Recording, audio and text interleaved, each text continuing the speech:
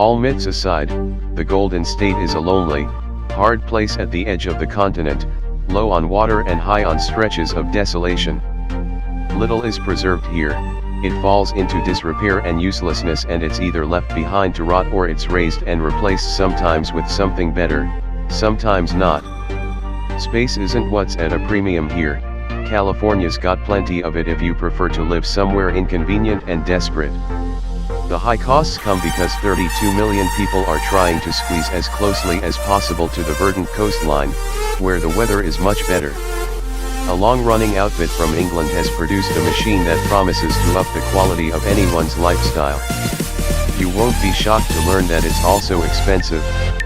On paper its credentials are shaky, it lacks a top, a radio, and, most notably, a fourth wheel. Yet it proves a surprisingly effective vessel for surveying California's interior, an open landscape that begs exploration. The new Morgan three-wheeler, an outmoded concept in which you are inches from the ground and never not outside, climate control by the sun, wind, and rain, seemed perfect for discovering remote California. Perhaps nothing is as quintessentially British, a finer embodiment of stiff upper liminess, as a Morgan trike. It looks as if it were assembled out of bombast, bicycles, and scraps of Sopwith and Handley Page aircraft. The 2013 example we picked up from Dennis Glavisa's Morgan West dealership in Santa Monica, California, looks straight out of the model's pre-war heyday.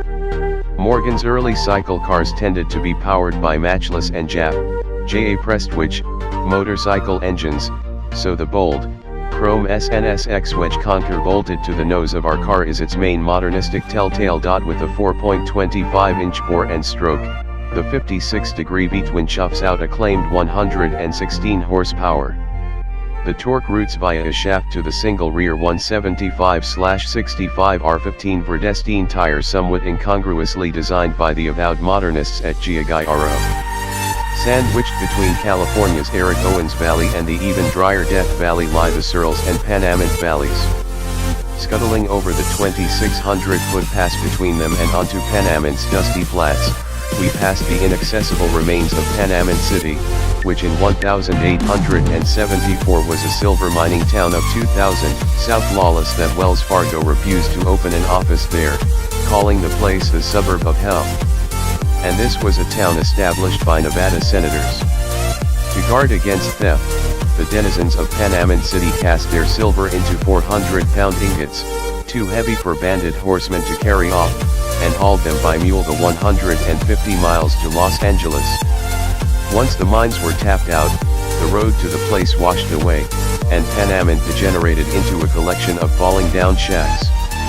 A general store with uncertain hours in nearby Ballarat still sells a few provisions and paperback books to the legions of off-roaders who now populate the town on weekends. Morgan, however, has often reveled in obsolescence. Roll up in a 1991 Plus 4, for example, and passers-by could be forgiven for thinking you were driving a pre-war antique. You basically are. The ashboards framing the body prove it. Yet thanks to the BBC, the Morgan brand has more vibrance than it has had in a half-century. Later, we pulled up to the only gas station in Panamint Springs, which, besides a restaurant, is more or less the only thing in Panamint Springs, and a teenager leaned out of a minivan and said, "Hey. I saw one of those on Top Gear. They were doing donuts and stuff in it." "This is for a car and driver story," we replied. "Car and driver? What's that?" Clearly, the rotten kid hadn't been in a dentist's waiting room recently. Or ever. We yawked and muttered, hung a left out of the parking lot, past a slow-moving Celica from Oregon, and blasted up State Route 190 to Father Crowley Vista. Assuming one does not get stuck behind a slow-moving tourist, that stretch of 190 is one of the most magnificent driver's roads in California, an 8-mile uphill quickie rife with switchbacks carved into the side of the painter's palette. Argus range. Face tucked down behind the vestigial windscreen to avoid a sudden shower, we decided speed was the only way to stay dry. A hailstone to the cheek only increased our resolve. The stiff pedals and the auto-sourced transmission work in concert at speed, making more sense under frenetic levering and hammering than they did while putt-putting down into the valley from Trona, a mineral harvesting town so inhospitable to growth that its football team plays on dirt.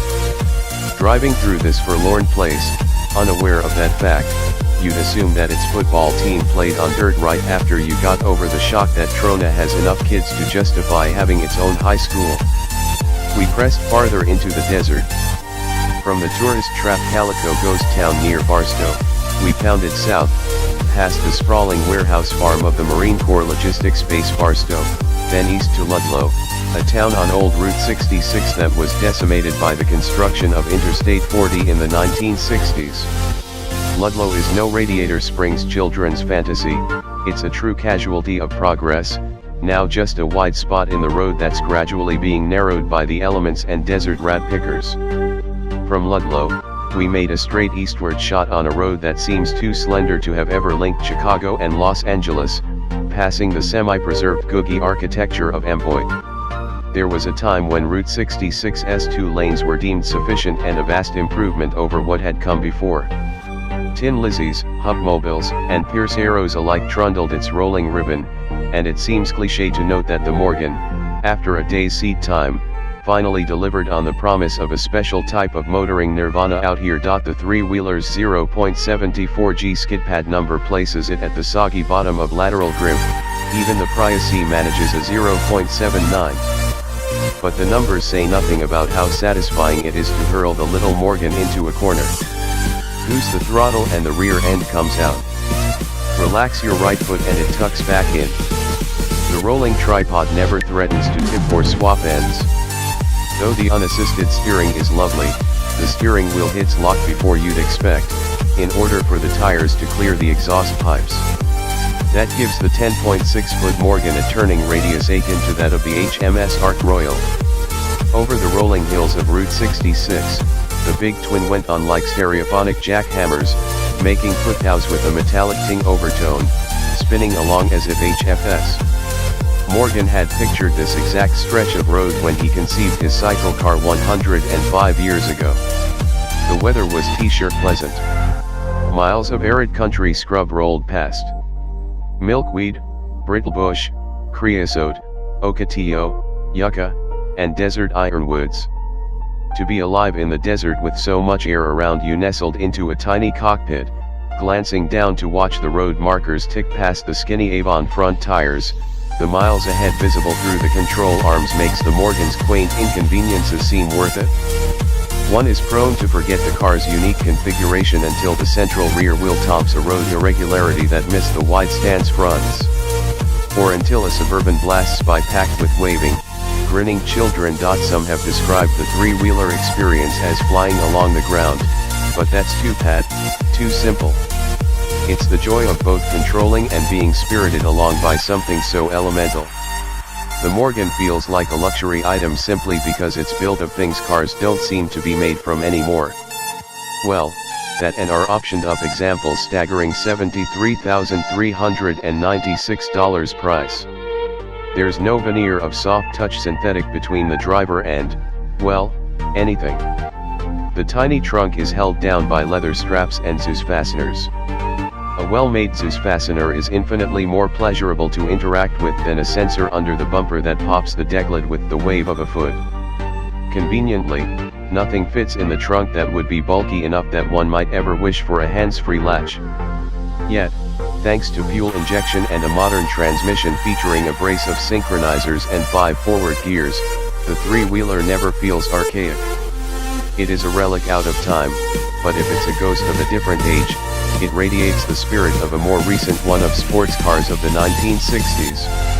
It makes Porsche's Boxster feel as if it's fraught with all manner of needless frippery and pointless isolation. Out on empty, bypassed Route 66, some smidgen of the pioneer spirit that brought people out here begins to well. The heart expands, peace descends. It's pure serenity over a perfectly rhythmic cacophony. We were cautioned to keep the revs above 3 grand, as sustained operation below that could shake the exhaust from its moorings.